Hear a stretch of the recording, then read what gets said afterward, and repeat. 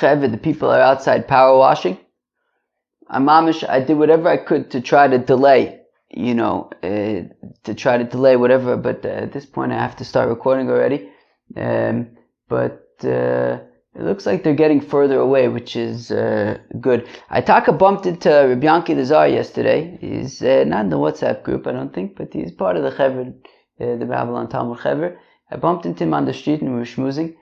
And, he said it's all in my head. That, Mr. Tommy's probably right, but, I told him, but it's distracting. He said, it's in my head. I said, but I'm trying to focus. And he said, okay, said, but, alright, we'll see. Alright, it's in my head. But if it's in my head, then I can't whine about it. Should I stop whining about it? How you doing there? Welcome back to Babylon Talmud. Today we're studying what daf are we studying today? Daf Lamed Vav, daf 36 of Masechta Sotah. Friends.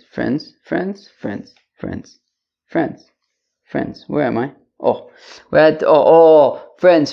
So this is Taka some interesting Gemaras today. Okay, we're going to start at the top of Lamed Vav, Amud Aleph, top line. Come and see. How many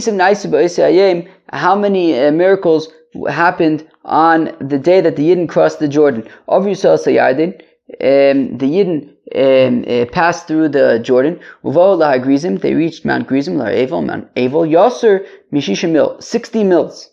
Alright. And nobody was able to stand in their way. And anybody who did dare to stand in their way, Shilshal. Miyad Nitras, the bowel issues. Shenemar, as the pasuk says, as they must say, I will send my fear before you, Vamosi, as and I will shake up the nation, shake up internally the nation who will, dare to stand in your way. And the pasuk says, that it will befall upon them fear. Ad yaver amcha Hashem, when it says, until your nation, O God, O Eibishter, passes, Zobi Rishona. That is a reference to the first time that the Yidden came to Eretz Yisrael. Ad yaver amzu kanisa, until this nation that you have acquired comes through, Zobi Ashniya. That refers to the second time that the Yidden came back to Eretz Yisrael during Ezra. So say now, that ideally, right, in principle, there should have been a miraculous entrance into Eretz Yisrael the second time around, just like it was the first time around. Ella shigara machet, but there was, unfortunately, there was some sins that happened in the interim that prevented such miracles from happening the second time around. And then they took so they went to the Jordan, they chaptaran these stones from the Jordan, and they went to Mount Gerizim and Mount Avel, and they took the stones and they built it into an altar, and they covered it in plaster, and then they wrote the Torah in 70 languages. Shinem, as the pasuk says, and very, very well explained in 70 languages. And they offered korban olas, korban shlomim, ve'achlu, v'shasu, they ate, they drank, v'samchu, they were happy. Uverchu, and so the Gemara says v'kalu, but we have an amendment over here, a note that says birkas hamazon. So let's read that. That's better than saying they blessed and they cursed. Let's say they blessed, they ate, they drank, they made lebedik, and then they blessed birkas hamazon. The kiplu esa avonim, then they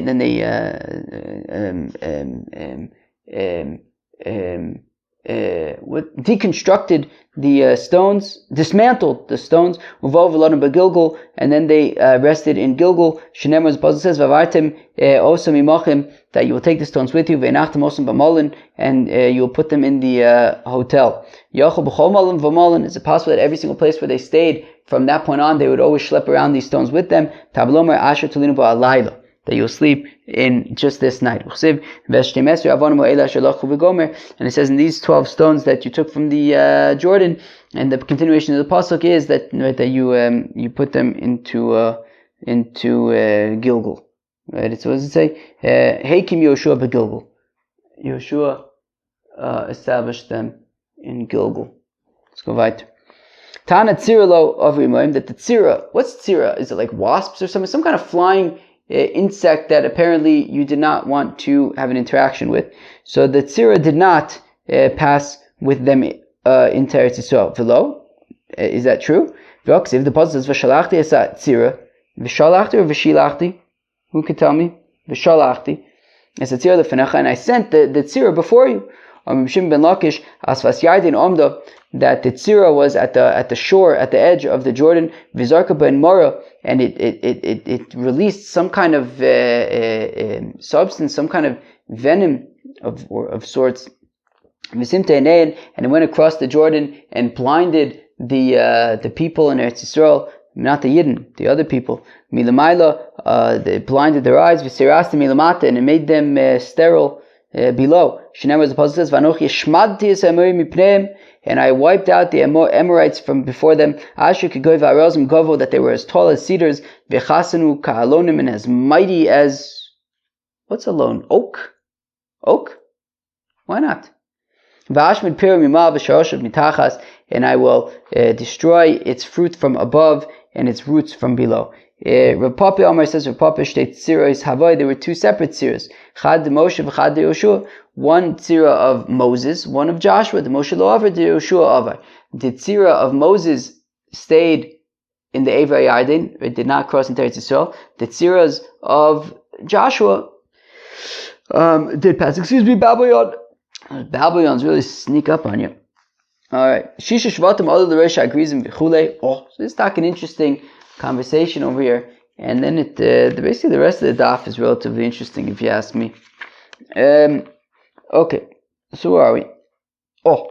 So Shisha Shvatim Ola L'Resha Agrizim V'chulei. So 6 tribes went up to the top of Mount Gerizim. Mai V'hachetzio. Ho ho. Right? If you look at the pasuk, it says Chetzio el mul Agrizim, so half of them were by Agrizim, v'hachetzio, and the other half. What is and the, right? It says Chetzio v'hachetzio. What's the Chetzio? So Amr of Kahana Kedersh Chaluk in Khan, it's referencing that in the same manner that they were divided up over here by Agrizim and our Evel, Kachalukin b'avnei ephod, it was the same order on the avnei ephod. Okay. Let me look at something quickly. Okay, what do you want me to tell you? I think, okay. I think that Taka, we mentioned, later on, we mentioned that our Grizim was Shimon, Levi, Yehuda, Yisachar, Yosef, and Binyamin. And then our Eval was Reuven, Gad, V'asher, Zvulun, Dan, V'naftali. Okay, and apparently that order was the same as the order on the stones of the ephod. Who could tell me what the ephod was? The ephod was one of the garments of the high priest, and on this garment there were 2 stones, and on each of the stones, each of these 2 stones, the names of the tribes of Israel were listed. 6 of them on one stone, 6 on the other. So what does it mean ve'hachetzio and the half?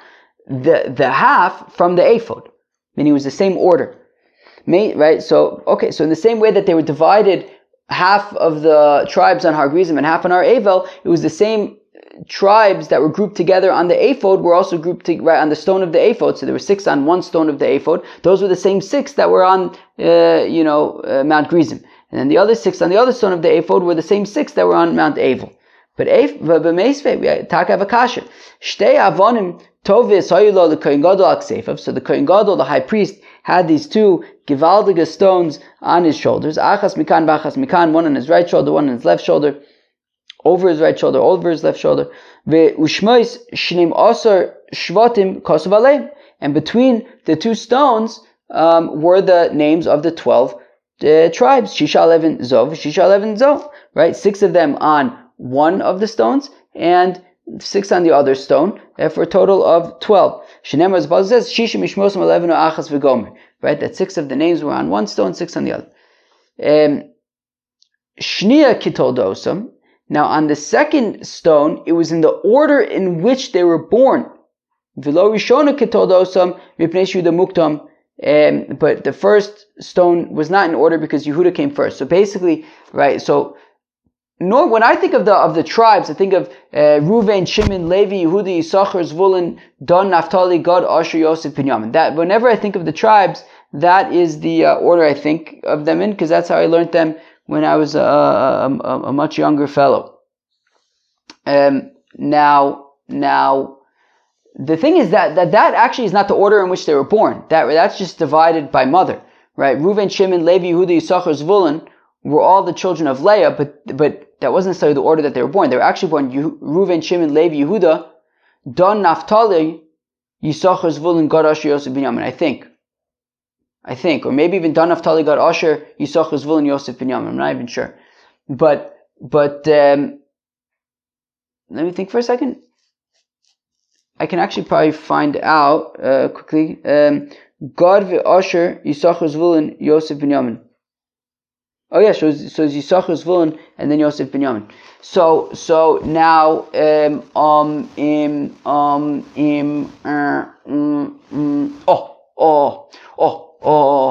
So the order. So basically, we're saying that these two stones were more or less in the order that they were born, which means that the first stone was Reuven, Shimon, Levi, Yehuda, Dan, Naphtali, but we're saying that Yehuda was first. So it was Yehuda, Reuven, Shimon, Levi, Dan, Naphtali. Then the other one was Gad, Asher, Yisachar, Zvulun, Yosef, Binyamin. Now, Beseder. That is, though, of course, that is a different order than they were on Har Grizim, right? As I read before, there's a Rashi on Lamed Vav and Beis. So it's very technical stuff. On Lamed Vav and Beis, right, there's a Rashi that quotes the order that it was on Har Grizim was Shimon, Levi, Yehuda, Yisachar, Yosef, Binyamin. It's a very different order. So therefore, Rav Kahana wants to say that the same order on Har Grizim and Har Evel is the same order as they were divided for the stones of the ephod. The thing is that doesn't seem to be the case, because we're saying that it was Kitoldosam in the order that they were born, and that's a different division than Har Grizim and Har Evel. Fine, but the first stone wasn't exactly in order because Yehuda Yehuda was at the beginning with them, but except for that, they were all in order. Fine. And there was a total of 50 letters. 25 letters on the first stone, 25 letters on the second stone.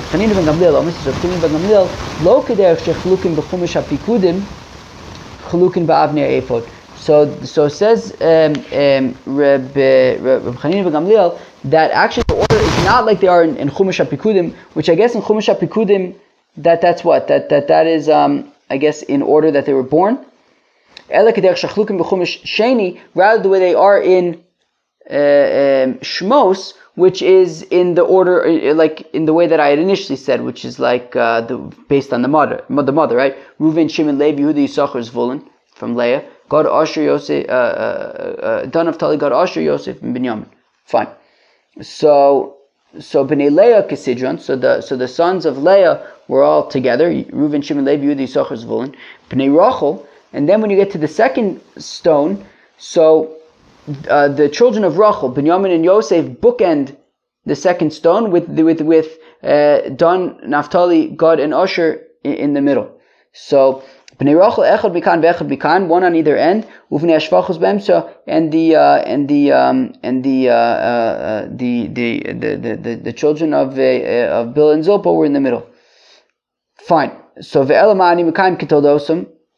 So what does it mean if you're saying that it's based on mothers but not based on order of births? Then why does it say kitoldosam? That on the stones of the ephod it was in the order that they were born. Apparently it's not. Apparently it's based on the mothers. Kishmos and shekar lo and avian v'lo kishemos shekar lo and Moshe. What it means kitoldosam doesn't mean in the order that they were born. It means their names that they were called at birth by their father Jacob, not the names that they were called later on by Moses. Reuven v'lo Reuveni, right? Reuven is what's written on the stone of the ephod, not Ruveni. Shimon v'lo Shimoni, Don v'lo Hadoni, God v'lo Agodi.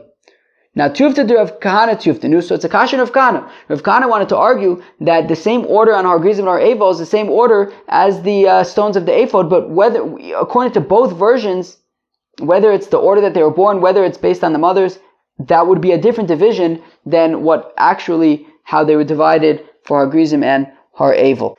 Alright, so basically I lost the recording for the second half of this daf over here from this point on, so this is now me the next day re-recording this next bit. Yeah, I'm a little bit nervous about this microphone that just kind of stopped working. Of course, it makes me a little nervous. It's the new microphone I got a few months ago, but alright, no, gotta go weiter. So, ve'lamai ve'achetzio.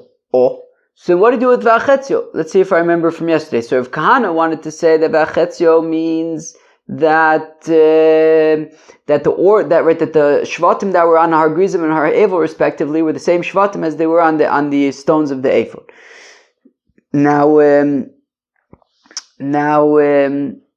But we said that that's not the case. So ve'elamai ve'achetzio. Oh, so then what's ve'achetzio? What does that mean? Ve'achetzio tano chetzio shel mul Har Grizim meruba michetzio shel Har Evel. That the tribes that were on Har Grizim were more numerous, right? The amount of people that were on Har Grizim were more numerous than those on Har Evel. Because Levi was down below and not on Har Grizim. Adrabah, what do you mean? If Levi was down below and not on Har Grizim, wouldn't that mean and if Levi was down below, shouldn't that be a reason why Har Grizim would have less people than Har Evel if one of their shvatim was missing because they were down below? So Achi Kamer, this is what it means.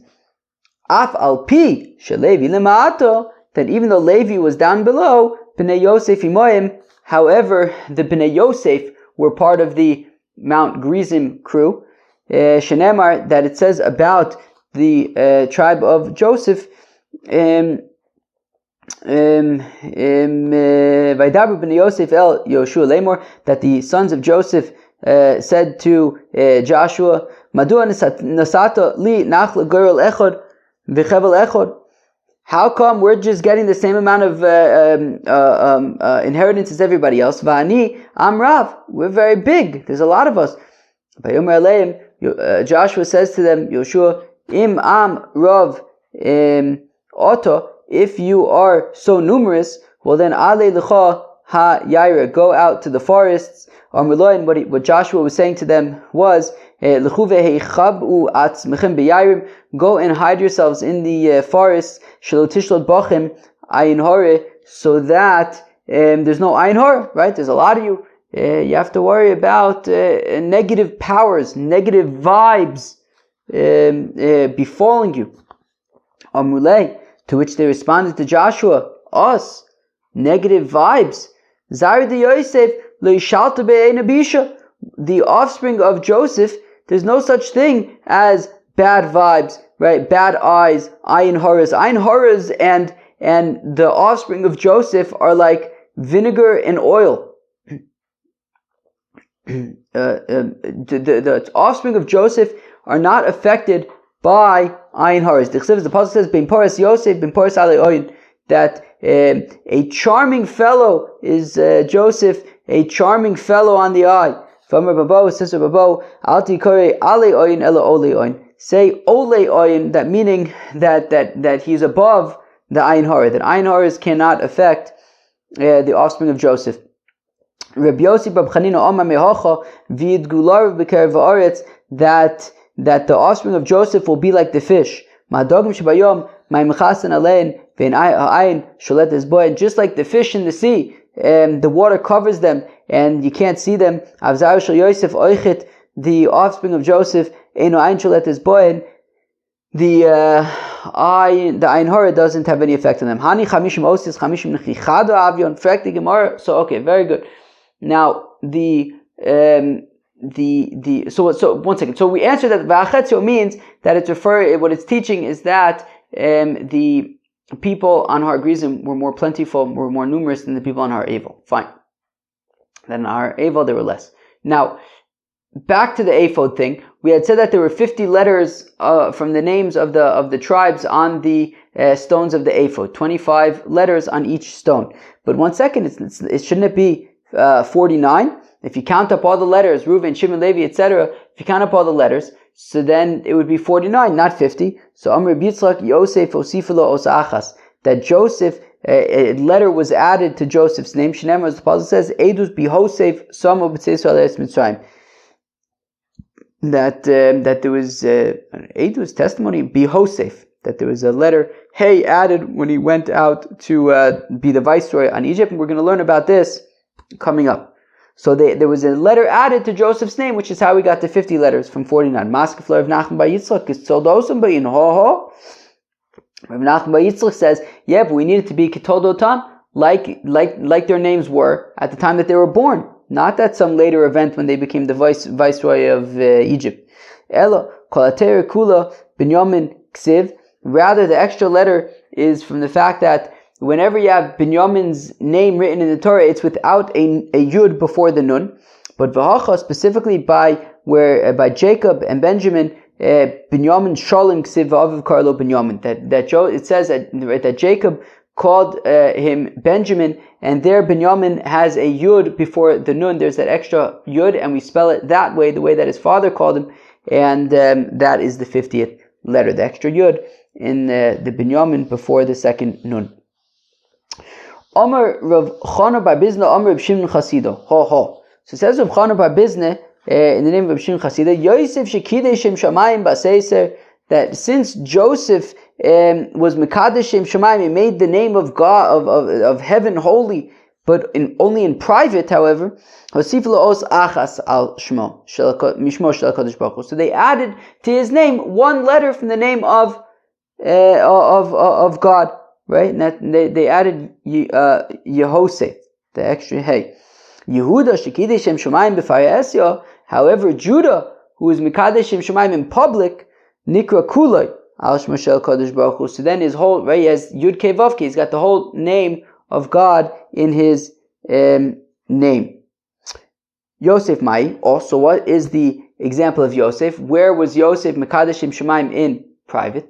So so now the Gemara is going to explain, right? So we had just mentioned Joseph was Mekadesh Shem Shamayim in private, Judah was Mekadesh Shem Shamayim in public. So for the rest of the daf, we're going to explain the context in which Joseph was Mekadesh Shem Shamayim in private, and tomorrow we're going to talk about how Judah was Mekadesh Shem Shamayim in public. Now, Yosef Mai, what's the case of Joseph?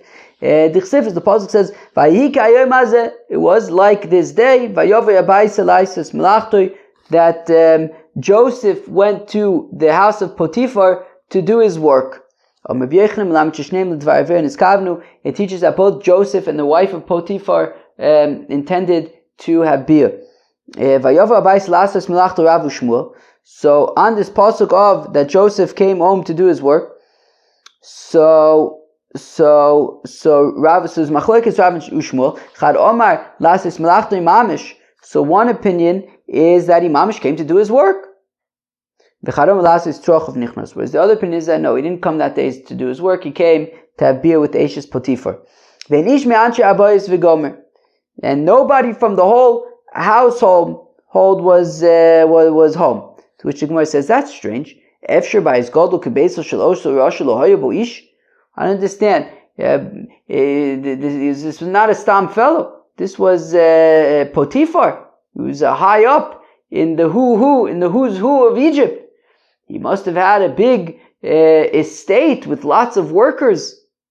Nobody's around? Mapitom, what do you mean nobody's around? Right? Tanit ve'Bishmal, so it was taught by the Besmesh ve'Bishmal. Also, ayom yom chagam hoyo. That day was a festival. It was a festival. And they all went to the place where they served the getchkis. But she told the people that she's sick. Amra ein li yom shenizakek li Yosef kayom because she figured this would be the perfect day for me to seduce Joseph. everybody is out serving getchkes.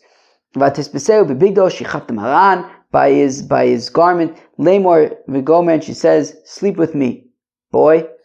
Ba'osa shah ba'osa dukno shel aviv, and at that time an image of his father Jacob came v'nirasa lebachaloin, and appeared to him in the window. Omarlo, and Joseph, or the appearance of Jacob, the appearance of Jacob appears to Joseph, and he says, Joseph, Asidin achecha sheyikozvu al avnei ephod. All your brothers are going to be written; their names are going to be on the stones of the apron of the ephod. And you're going to be included in them. Do you want that by doing this deed, that your name will be removed from among the rest of your brothers? V'tikare roye zonis, and you'll be called a fellow who is with harlots. Dichsiv, as the apostle says, v'yro zonis yabehon, that somebody who fraternizes with harlots, so he loses, wealth or something special. In this case, he loses being included on the stone of the ephod. Miyad v'teisha beis an kashtoi, Omer Rabbi Yechanan, Mishum Meir, Sheshova kashtoi le'esano. That is keshes, which is his zera, which exits his body like a rainbow, like an arrow. So it returned to how it was. He kind of diffused the situation. Vayafozu zor yadav, no, it's yadav bekarka, and he stuck his hands into the ground. V'yotza shichvazaro mi bein tzipornei yadav, and his shichvazera came out from his fingernails into the ground. Midei aber Yaakov migarim lo sheichakek al avnei ephod. So who caused Joseph to ultimately be included on and be etched into the stones of the ephod? Elo aber Yaakov, it was Jacob appearing in the window and successfully, talking him out of sleeping with Eshes Potiphar. Misham roe Evan Yisrael Misham Zocha v'naisa roe, and from there Joseph merited to be considered a shepherd of Israel. Shinemar, as the Bible says, roe Yisrael azino noe katzon Yosef, right? The one who leads like the sheep of Joseph. So we see that Joseph was considered to have a flock, to be a shepherd. Okay. Tanya Yosef lotzes mimenu yudbeis shvatim k'derech shatzum miYaakov aviv. So it's done a brisa that technically speaking, Joseph was meant to have 12 tribes, just like his father Jacob. Shneimar, the apostle says, Eila told us Yaakov Yosef, that these are the offspring of Jacob, Joseph. That we compared Joseph to Jacob, that just like Jacob had 12 tribes, so Joseph was also meant to. But because when he saw the image of Jacob in the window, and he stuck his hands into the ground, and Zerah came out of his 10 fingers, so that's why he only had 2 children and not 12, because 12 minus 10 is 2. And even so, Yatsumi bin Yamin Achiv, but even so, those 10 children ended up coming from his brother, Benjamin. V'chula nikru al shmo, and all 10 of Benjamin's sons were named in some way as an allusion to Joseph. Shenema, as the apostle says, V'nei Binyamin, that the sons of Benjamin, Bela uvecha v'ashbel v'gomer, now we explain each name. Bela, shenivla ben umis, that Bela is that his brother Joseph was absorbed among the nations. Uvecher b'chor li'imo hoya, he was the firstborn to his mother Rachel. Ve'ashbel sheshavo el, that the Eibishter made him captive among the nations. Gera garbach sanyus, that he lived in some foreign place. Ve'namon shenoim biyoser, that he was very, very pleasant. Achi varosh achihu v'roshihu, he was my brother, he was my head. Mupim v'chupim hu lo ra b'chupasi, he didn't see my chasana. V'ani lo re'isi b'chupaso, I didn't see his chasana. Va'erid sheyar, v'ard sheyar levin umis ha'olam, that he went down he descended among the nations of the world. Amr ikadami v'ard Shapan of Doman Levered, that his face was similar to a rose. Amr B'chi Bar Abba, Amr B'Yochanan B'Shasha, Amr Lo Para Yosef, that when Pharaoh says to Joseph, that you're the second in command, Be'etzim, right? Other than me, there's nobody more powerful than you, Joseph. So the other senior figures in Pharaoh's situation, they said, this slave who his master purchased him for 20 coins, 20 silver coins, now he's ruling over us. And